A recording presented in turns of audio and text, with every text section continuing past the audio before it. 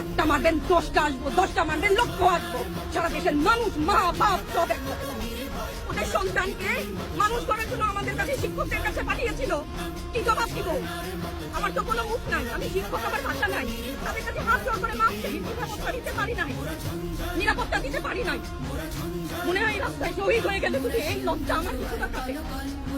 ওদেরকে বলবার আমার কিছু নাই।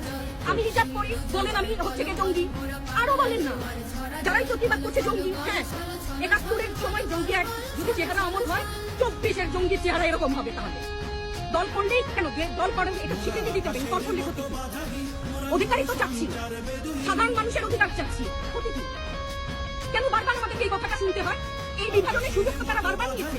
আবার কেন পিছু হটবা না, ভয় পাবা না। তোমাদের শিক্ষক আমরা লজ্জা পাই তোমাদের থেকে শিখেছি। তোমরা যেমন আছো আমরাও আছি। যতদিন না 9 দফা ওদের মানা হয় ততদিন না। কেউ নিরাপদ না তো। আপনি নিরাপদ? সংবাদ কর্মী আপনি কি আত্মসম্মান বিসর্জন দিয়ে বিভিন্ন নিউজ লেবুর বাম্পার ফলন নিউজ করতে হচ্ছে না? আপনারও লজ্জা লাগছে না? আত্মীয় স্বজনের কাছে মুখ দেখাতে পাচ্ছেন না তো? আপনার হয়ে আমি লড়ছি, আমাকে সহায়